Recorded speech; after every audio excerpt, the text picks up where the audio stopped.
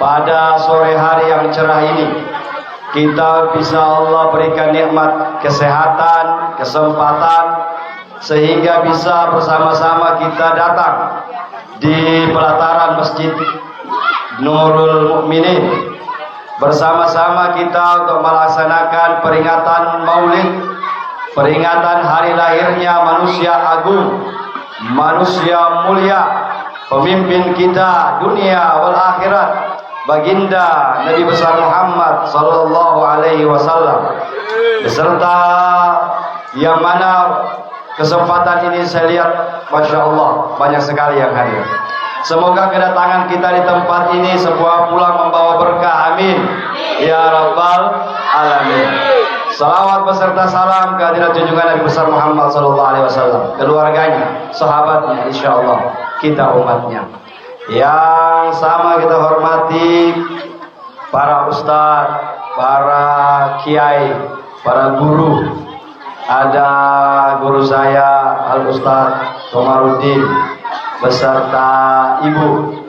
Ini sahabat abah saya, ya, dari zaman dulu, zaman abah ini sering datang di Tolai, datang di bagian Sausu.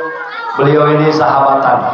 Jadi alhamdulillah ibu-ibu muslimat NU ini, alhamdulillah Ustadz Komarudin masih senantiasa sehat bersama ibu.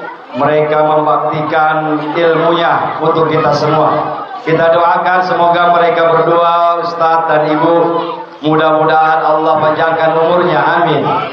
Allah sehatkan badannya, amin. Insya Allah bersama-sama kita. Ini orang tua kita di sini. Mudah-mudahan anak-anak muda bisa banyak mengambil ilmu dari mereka. Aduh, ini baru hujan air, belum hujan batu. Tapi insya Allah mau berhenti. Ya, saya hormati, kita hormati Bapak Kepala Kantor Urusan Agama Kecamatan Torue. Ini kakak saya Ustadz Armudin SAG. Beliau juga alhamdulillah hadir bersama-sama dengan kita. Banyak ilmu yang bisa kita ambil dari beliau, seperti yang beliau sampaikan tadi. Kalau ada kesempatan diundang juga. Mudah-mudahan bisa bersama-sama. Ya, saya hormati Bapak Kepala Desa Tolai. Saya kira tadi Babinsa, Pak.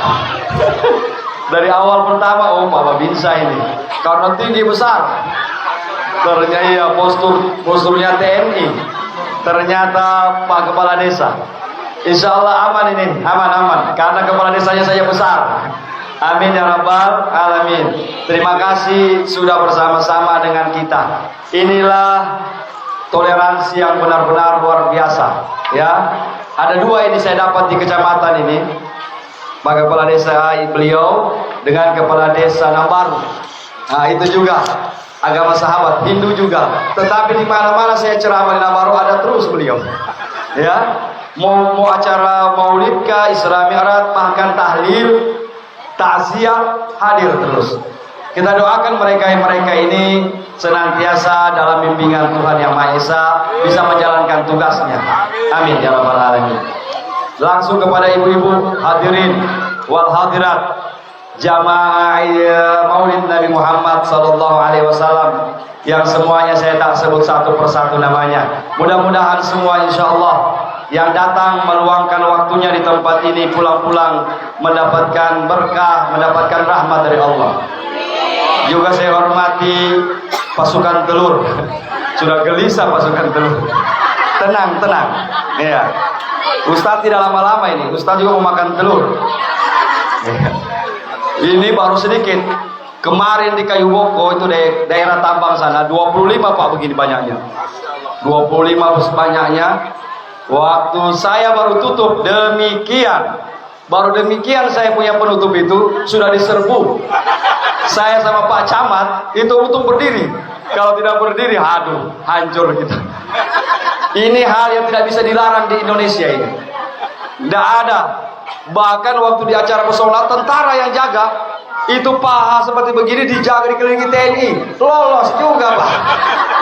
Tidak bisa. Cuma ada satu yang luar biasa di daerah pantai timur sana.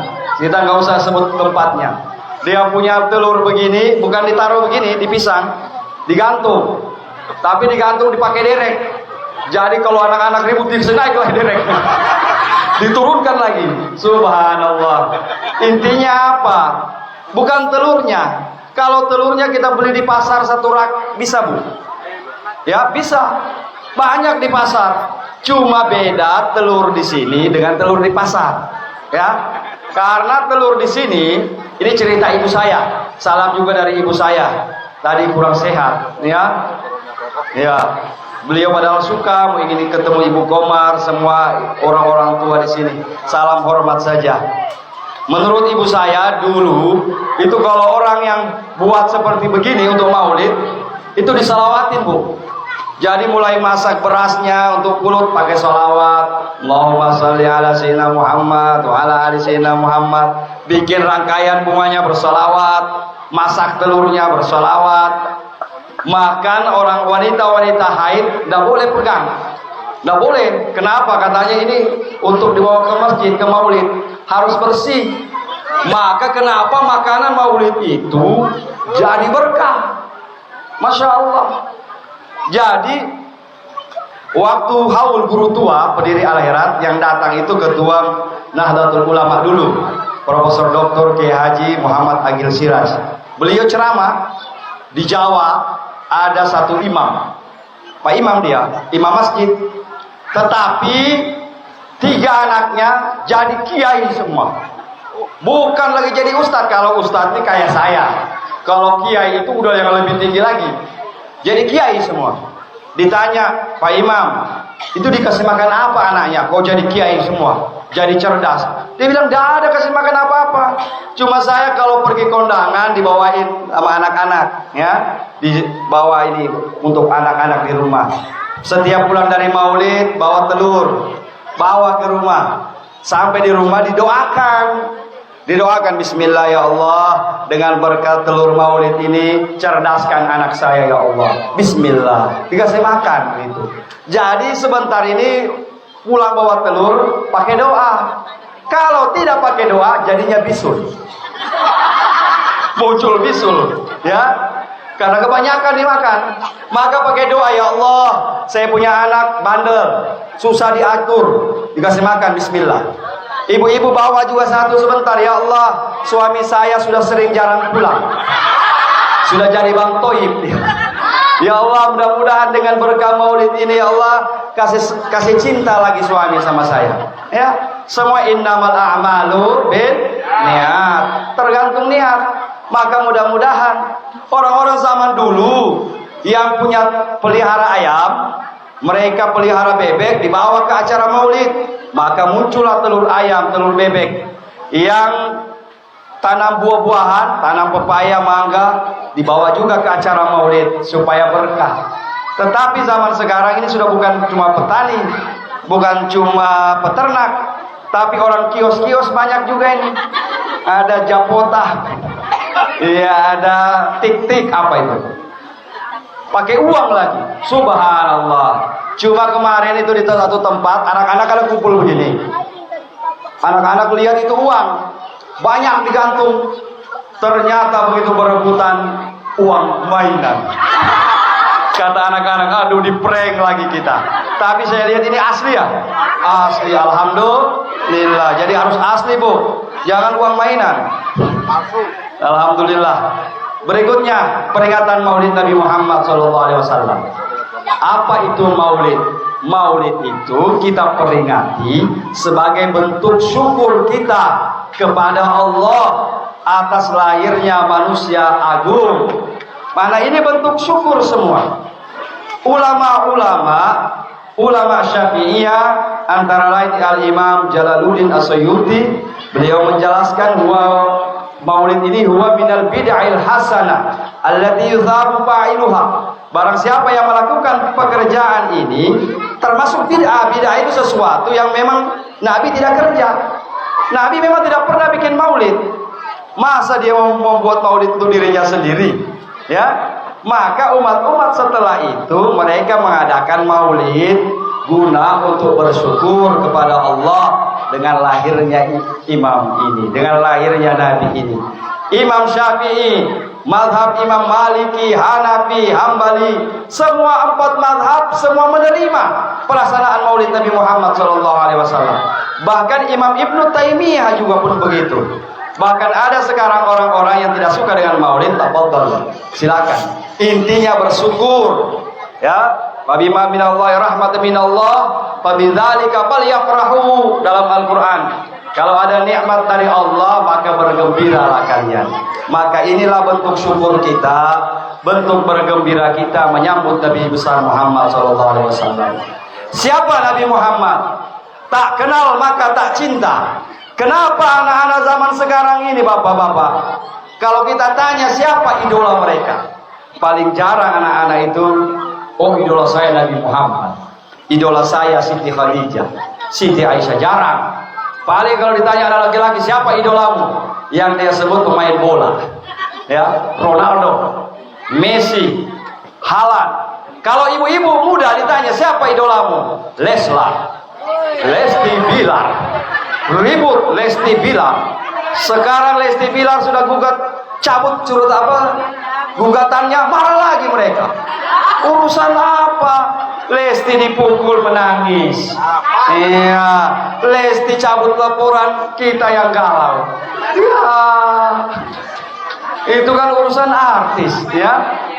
Nah, yang perlu kita teladani adalah Nabi kita Muhammad Sallallahu Alaihi Wasallam. Nabi Muhammad itu laqad kana lakum fi Rasulillahi uswatun hasanah. Pada diri Nabi Muhammad terdapat suri teladan yang baik. Tidak ada dari diri Muhammad yang tidak bisa kita teladani. Semua. Karena Nabi Muhammad itu manusia super power. Manusia itu special edition. Cuma satu-satunya Allah buat, Pak. Kalau manusia lain model kita ini banyak. Model saya ini mungkin ada 100. Model Ustadz Komar mungkin ada 10 Allah ciptakan. Muka sama. Tetapi model Nabi Muhammad cuma satu-satunya yang pernah ada di muka bumi, Nabi kita Muhammad Sallallahu Alaihi Wasallam. Karena Rasulullah Sallallahu Alaihi Wasallam ahsanan nasi khalqan wa khuluqa. Nabi Muhammad itu adalah manusia yang paling baik khalqan, penciptaannya, wa khuluqa, paling baik akhlaknya, paling baik, paling bagus bentuk tubuhnya, paling bagus bentuk tubuhnya, paling baik akhlaknya, Nabi kita Muhammad. Saya mau kasih contoh itu. Nabi Muhammad itu dikatakan basyarun la kal basyar. Nabi Muhammad itu manusia sama dengan kita, la kal basyar. Akan tetapi Nabi Muhammad itu berbeda dengan kita. Mau contoh, Nabi Muhammad punya mata, kita punya mata. Tetapi mata Nabi Muhammad beda dengan mata kita. Nabi Muhammad kalau dia melihat ke depan tembus sampai belakang, Pak.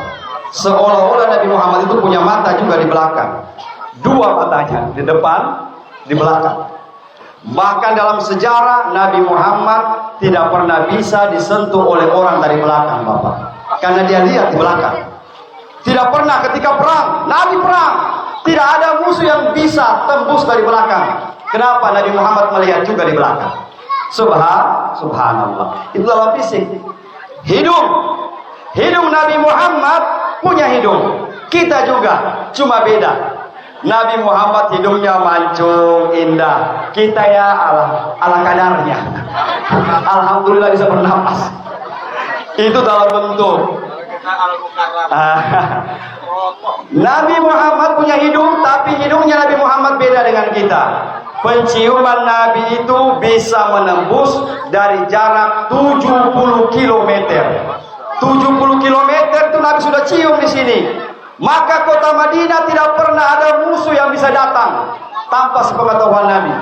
Tidak pernah ada musuh itu datang ke kota Madinah tiba-tiba Nabi tidak tahu. Karena Nabi sudah cium dari jarak 70 kilo. Wah, ada musuh kemarin. Bangun. Subhanallah, Nabi kita Muhammad adalah manusia agung, manusia yang luar biasa, ya. Dalam keadaan lahirnya saja, ketika mau lahir saja, langit sudah dibuat sibuk oleh kelahiran Nabi Muhammad SAW. Wahai Jibril, hiasilah langit ini, perintahkan seluruh malaikat untuk menghiasi langit ini, karena akan hari ini akan dilahirkan kekasihku Muhammad sallallahu alaihi wasallam. Siti Aminah, istri Rasulullah, ibunda Rasulullah, selama hamil tidak pernah merasakan sakit, Bapak. Datang malaikat Jibril, wahai Aminah, engkau akan mengandung seorang manusia besar, pemimpin alam ini. Besok malamnya datang Israfil, besok malamnya datang Nabi Adam, datang setiap malam didatangi oleh mereka. Maka diajarkanlah, wala tasku minhu alaman wala ilala. Saya selama hamil tidak pernah merasakan sakit. Maka ada doa, mungkin sudah diajar Ustaz Komar, ada doa untuk ibu-ibu hamil. Kalau mau hamil, baca doa ini. Doa yang dibaca, yang diajarkan oleh malaikat kepada ibu Rasulullah. Doanya u'idzuhu bil wahidis samad, u'idzuhu bil wahidis samad. Aku berlindung kepada Allah al-wahid, yang wahid, yang esa, as-samad, tempat kita bergantung. Jadi dalam Islam ini semua ada, semua doa-doa ini ada, bapak-bapak, ibu-ibu. Tergantung kita saja bagaimana cara kita mengamalkan doa itu. Berikutnya, Nabi kita Muhammad sallallahu alaihi wasallam wulida di Makkah, dilahirkan di kota Makkah, Yaumul Isnin, hari Senin, tanggal 12 Rabiul Awal. Kalau disebut Amul Fil, tahun gajah. Tapi kalau dimasehikan, Nabi Muhammad itu lahir tanggal 22 April tahun 576 Masehi. Maka kita peringati hari ini. Lahir di Mekah hari Senin, Nabi lahir hari Senin, Nabi menerima wahyu hari Senin, Nabi menikah hari Senin, Nabi hijrah hari Senin, Nabi meninggal hari Senin. Pertanyaannya kita semua ini, umatnya Nabi Muhammad, cinta hari Senin apa hari Minggu? Katanya cinta sama Nabi, tapi kalau hari Senin pusing hari Senin lagi, ya, pergi sekolah lagi, pergi kerja lagi, masuk kantor lagi, ya. Padahal itu hari Senin itu hari yang istimewa, Pak. Maka siapa yang pertama mengajarkan gembira menyambut Maulid Nabi? Syekh, seorang syekh yang mana beliau itu dihormati di dua tanah haram, Makkah dan Madinah. Sekitar 10 tahun lalu meninggal. Syekh itu beliau menjelaskan, ketika ditanya, ya Syekh, siapa orang yang pertama mengajarkan Maulid Nabi Muhammad sallallahu alaihi wasallam? Maka Imamul Haramain menjawab, justru yang mengajarkan kepada kita tentang Maulid Nabi adalah sahibul Maulid, adalah orang yang yang kita buat maulidnya, Nabi Muhammad sallallahu alaihi wasallam. Mana buktinya? Ketika Nabi ditanya, ya Rasulullah, kenapa engkau berpuasa hari Senin? Dalam hadis Sahih Muslim dijelaskan, Yaum Isnin itu Yauma wulidtu, hari aku dilahirkan. Nabi bergembira menyambut hari lahirnya, hari Senin. Nabi berpuasa. Maka ini salah satu bukti bahwa Nabi pun bergembira dengan hari lahirnya. Bu, kenal Abu Lahab? Abu Lahab, kenal ya? Belum. Kalau bilang kenal tadi, saya bilang kenal di mana? Abu Lahab. Siapa Abu Lahab? Abu Lahab paman Nabi, paman sungguhnya Nabi. Nabi Muhammad SAW itu punya bapak namanya Abdullah. Abdullah ini Nabi mengatakan begini, Ana ibnu Zabihatain. Saya adalah anak dari dua orang yang dikorbankan di jalan Allah. Siapa dia? Pertama, Muhammad bin Abdullah. Nama bapaknya Nabi Muhammad itu Abdullah. Ketika Abdul Muttalib itu punya anak 10 orang, laki-laki semua, maka dia bernazar sama Allah. Ya Allah, kalau saya masih mau dikasih anak laki-laki, maka yang ke-11 ini saya akan korbankan. Saya akan sembelih di depan Ka'bah. Anak laki-laki Pak mau disembelih di depan Ka'bah. Akhirnya Allah pun memberikan anak, hamil lagi istrinya, dan melahirkan seorang anak laki-laki yang bernama Abdullah. Sesuai dengan nazar dia, anak ini Abdullah ini harus disembelih di depan Ka'bah. Begitu Abdullah Pak dibawa ke depan Ka'bah mau disembelih, datang keluarganya. Ya Abdul Muttalib, jangan lakukan, jangan engkau sembelih anak ini. Tapi dia bilang, saya sudah bernazar, saya akan sembelih anak ini. Kata mereka, begini saja, kita undi anak ini dengan kambing, dengan domba. Kalau anak ini yang kalah, tetap disembelih. Tapi kalau domba yang menang, berarti domba yang disembelih. Akhirnya Pak Ibu, ditulis undian, Abdullah berlawanan dengan 100 ekor unta, 100 ekor kambing, domba. Begitu diundi, keluar nama 100 Abdullah. Tambah lagi 100, sudah 200 Abdullah. Tambah terus sampai 700 Abdullah terus. Di undian yang terakhir, Abdullah melawan 1000 ekor kambing. Maka ketika diundi yang terakhir kalinya, nama yang keluar adalah kambing atau domba. Maka Nabi Muhammad punya bapak itu ditebus oleh pamanah, oleh kakeknya dengan 1000 ekor kambing. Subhanallah. Ini yang pertama. Yang kedua, kakeknya Nabi Muhammad itu namanya Ismail. Dari Ismail itu, Nabi Ismail juga pernah terjadi pengorbanan yang dilakukan oleh bapaknya Ibrahim, yang akhirnya Allah ganti dengan domba juga. Maka Nabi Muhammad ini adalah anak dari 2 orang yang dikorbankan di jalan Allah. Maka Nabi Muhammad SAW lahir di Amul Fil, di tahun gajah. Bapak-bapak mungkin sudah pernah dicerita. Gajah yang menyerang kota Ka'bah, kota Mekah, di bawah pimpinan siapa namanya? Abraha. Itu subhanallah Pak Ibu, Allah mengistihza. Apa itu istihza? Abraha membawa pasukan terbesar, pakai binatang terbesar yang namanya gajah. Tetapi Allah balas dengan binatang yang kecil, yaitu burung. Tetapi burung itu dibekali oleh Allah dengan senjata kerikil dari bawah dasar neraka. Kata guru saya, Al-Habib Hussein bin Mohsen bin Syekh Abu Bakar bin Salim, yang belum lama tahun lalu meninggal di Jakarta. Saya mondoknya di Jakarta.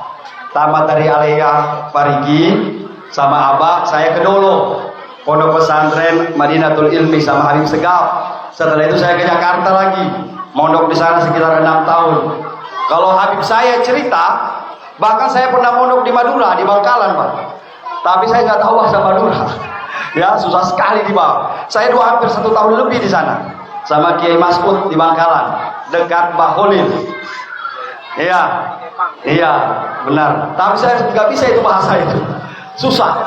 Akhirnya karena nggak mengerti bahasa, kata guru saya ke Jakarta aja itu, belajar di sana sama Habib.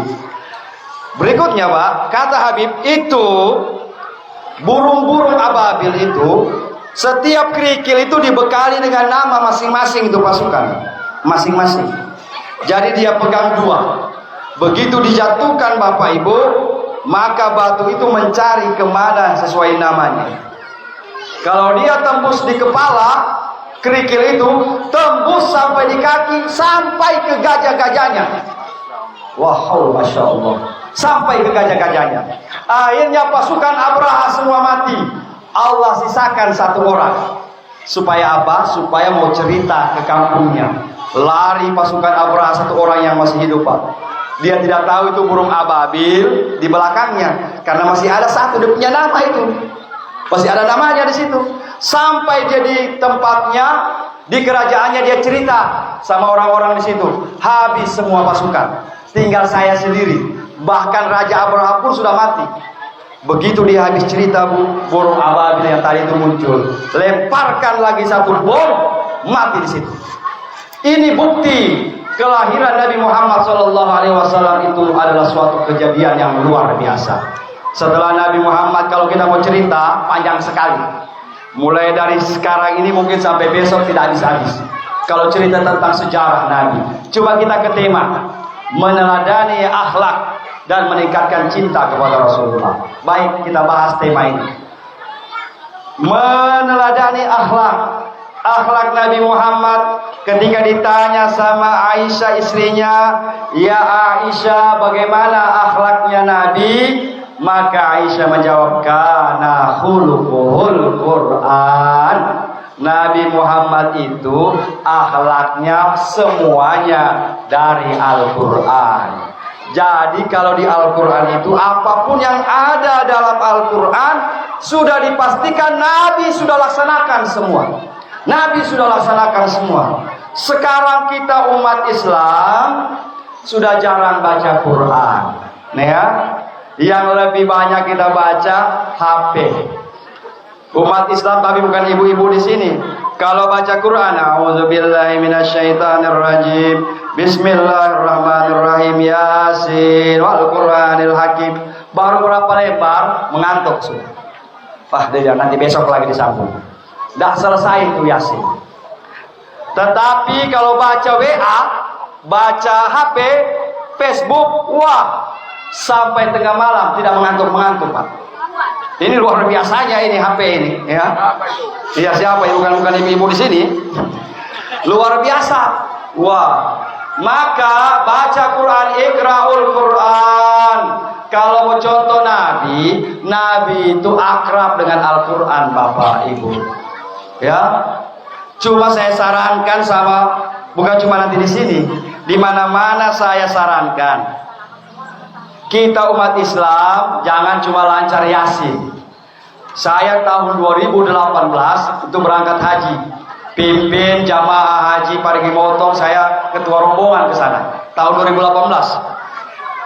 Saya bawa jamaah ke Masjidil Haram, ke Masjid Nabawi. Setiap habis asar di sana itu ada halaqah. Halaqah itu ada seorang guru, dia mengajarkan Al-Quran. Pokoknya yang dari situ orang dari Persia, orang dari Irak, dari Turki, semuanya kumpul, termasuk Indonesia. Yang ajar itu syekh di sana. Baru disuruh baca, Iqra ya Indonesia. Begitu kita baca, saya termasuk yang membaca. Sedangkan saya, Pak, banyak sekali yang salah, yang disuruh ulangi. Akhirnya begitu jamaah saya disuruh Iqra Indonesia, Iqra. Kata jamaah saya tidak bisa ini, Syekh. Saya cuma lancar baca Yasin. Kalau Yasin saya bisa. Kata Syekh, Indonesia kulluhu Yasin. Saya bilang, Indonesia Yasin terus, Yasin terus. Yasin boleh, kita Yasinan terus. Tetapi baca Quran yang lain juga. Takutnya kita cuma lancar Yasin, tidak lancar baca yang lain, ya. Maka Yasinan itu kan ada waktu-waktunya. Apa itu Yasin? Yasin qalbul Quran. Yasin itu jantungnya Al-Quran. Tidak ada surah dalam Al-Quran yang melebihi dahsyatnya surah Yasin. Akan tetapi ayat-ayat lain pun harus dibaca, Bapak Ibu. Ya. Akhlaknya Nabi yang bagaimana? Ayo kita mulai bahas. Akhlak Nabi terhadap Al-Quran, kepada Allah.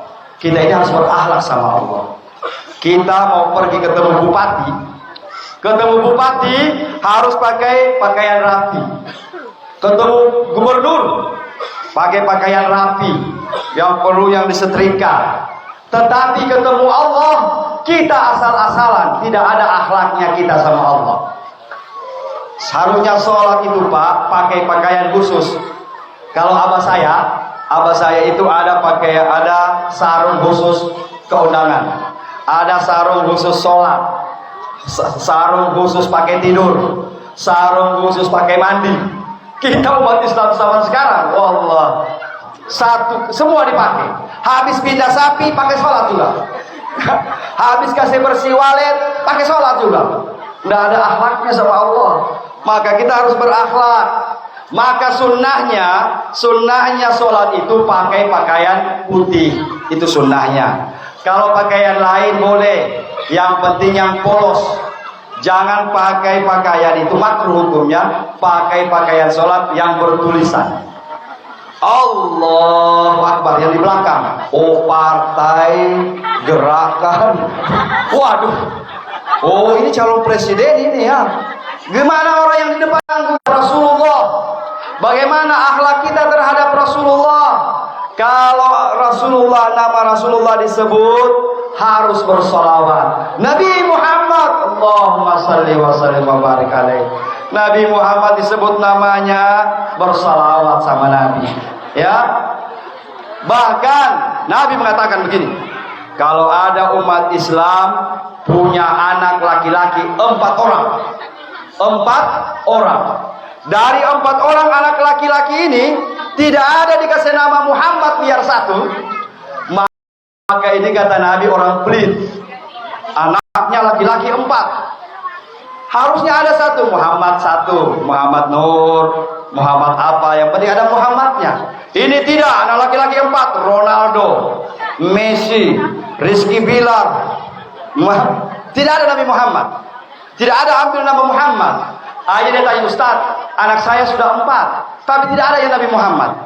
Jadi bagaimana solusinya? Saya bilang, bikin ulang. Tambah lagi anak, supaya ada yang nama Muhammad. Nah, ini akhlak sama Nabi Muhammad SAW. Baik, akhlak yang perlu kita contoh sama Nabi. 1, Nabi itu paling mencintai keluarganya. Nabi Muhammad punya istri, Nabi Muhammad punya anak, tetapi Nabi Muhammad memperlihatkan contoh kepada kita bagaimana memperlakukan istri. Nabi mengatakan, jangan mengaku umatku, kata Nabi, kalau ada laki-laki yang suka pukul istrinya. Nabi tidak pernah dalam sejarah menampar istri bapak, ya, memaki istri saja tidak pernah. Nabi pemimpin dunia akhirat, pulang dari dakwah malam-malam, assalamualaikum, di dalam sudah tidur. Ketuk lagi, assalamualaikum, sudah tidur. Begitu ketukan ketiga, assalamualaikum, tidak ada jawaban dari istrinya. Nabi ambil surbannya begini, Pak, taruh di depan pintu. Nabi tidur di depan pintu. Bagaimana bapak-bapak sekarang? Assalamualaikum, tidak dijawab. Woi, bangun, saya di luar ini. Wah, baru mengaku istrinya cinta Nabi. Ya, sebaliknya, Nabi punya istri, tidak ada satupun istri Rasulullah itu yang memanggil Nabi dengan namanya. Tidak ada. Pasti mereka panggil ya Abul Qasim atau ya Rasulullah. Istri Nabi ada berapa? Ya, baru itu yang dia mau ikut. Saya mau ikut sunnah Nabi juga. Kan istri Nabi 9. Saya juga harus ikut Nabi, beristri 9. Oh, jangan ikut itu. Itu khususan dari Nabi, khusus untuk Nabi. Lagian Nabi punya istri-istri itu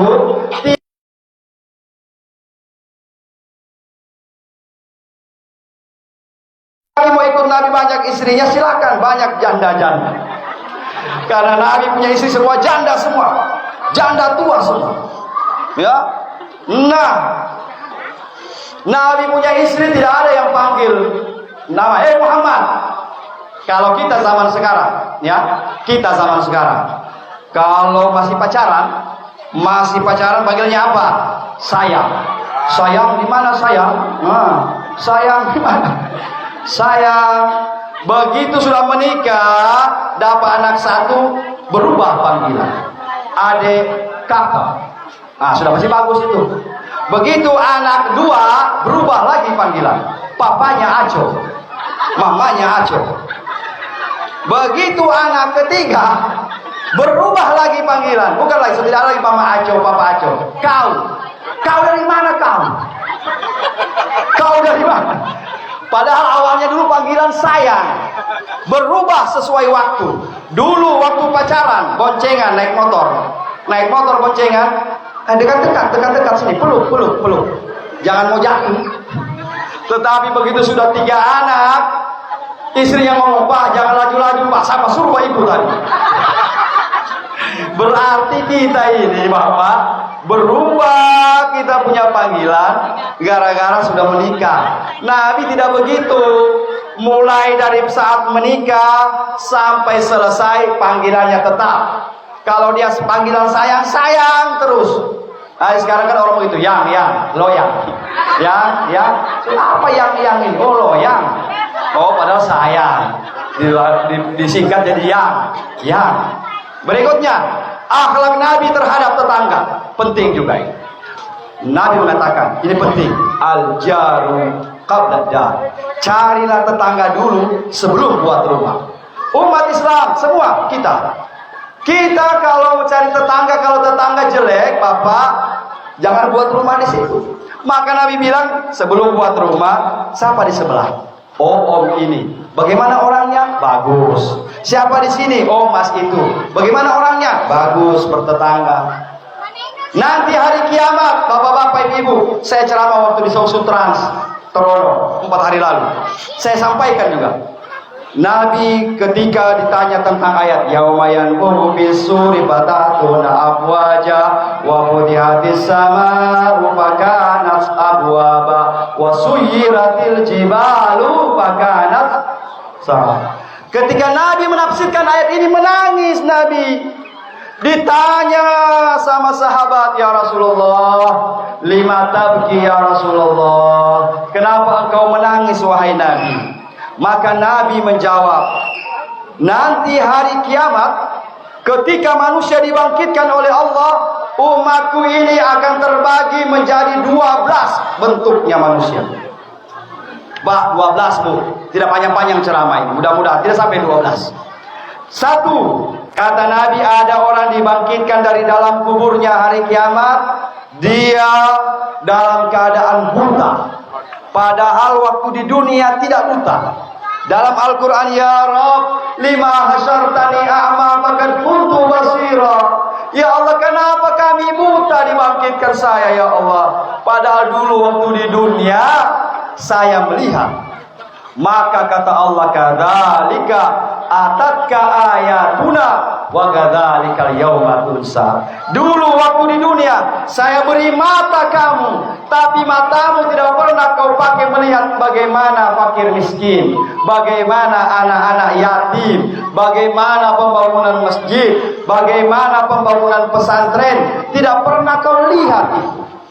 Seakhirnya ketika nanti dibangkitkan oleh Allah dalam keadaan buta Bapak Ibu. Yang kedua, ada orang dibangkitkan kata Rasulullah, dia punya badan tapi tidak ada tangan, tidak ada kaki. Tidak ada tangan, tidak ada kaki. Ditanya, manhum ya Rasulullah, siapa orang yang dibangkitkan begitu? Maka Nabi menjawab, hulladzina yu'dzuna jaruhum. Mereka lah orang yang waktu di dunia sering mengganggu tetangganya, mengganggu dengan ucapan, mengganggu dengan perbuatan. Nauzubillah. Ya, sekarang banyak begitu, pelihara ayam, pelihara bebek, tapi tainya di rumah tetangga. Nah, kalau pelihara ayam, pelihara bebek taruh di kandang, jangan dilepas, akhirnya naik di rumah tetangga. Tetangga terus yang kasih bersih tainya. Jadi itu ayam, itu bebek kalau dipotong bagi sama tetangga, uang capek, kasih bersih tainya. Ya, ada lagi sekarang yang keren, siang-siang tetangga lagi tidur, tes cek mic, tes karaoke jam 2. Itu kalau karaoke pamit sama tetangga, boleh kita mau karaoke? Kalau tidak, tetangga kita tersinggung Pak. Tetangga akan mengadukan, bagaimana tetanggaku ya Allah. Kita nanti dibangkitkan hari kiamat. Nauzubillah. Ada lagi sekarang yang tren. Yang tren itu apa? Mengganggu juga ya. Keruk. Walet. Nah, yang pelihara walet, nah, banyak pelihara walet sini. Kalau batimbang 2 kilo 1 kilo, bagi tetangga, uang dengar. Karena tiap biar mau tidur tidak bisa dapat dengar. Bagi masjid, bagi pesantren. Saya di sana di pesantren, kanan walet, kiri walet. Saya bicara di masjid. Ini yang pelihara walet ini, anak-anak santri tidur. Kalau sampai nanti Batibang tidak mau kasih pesantren, saya doakan tidak masuk guru. Wah, begitu Batibang masuk pesantren. Alhamdulillah. Nah, bapak-bapak, ibu-ibu, intinya Nabi sama tetangga justru tetangga yang non muslim itu yang paling diperhatikan Nabi. Ini penting. Kebetulan ada Pak Kepala Desa. Nabi itu di kota Madinah bukan cuma orang Islam di sini. Ada orang Yahudi, ada orang Nasrani, ada orang Majusi. Tapi Nabi damai tinggal di situ. Seperti yang disampaikan Pak Ketua tadi, man azza zimiyan faqad adani. Barang siapa yang mengganggu orang-orang non-muslim yang tidak mengganggu kita, itu ibaratnya mengganggu aku, kata Nabi. Di Madinah, Nabi memproklamirkan Madinah sebagai tempat kota untuk semua agama. Maka alhamdulillah di tempat ini ada Nasraninya, ada Islamnya, ada Hindunya, bersatu semua. Luar biasa, tepuk tangan untuk Desa Tolai. Tidak gampang, Pak. Di tempat lain susah seperti begini, apalagi yang viral seperti ini.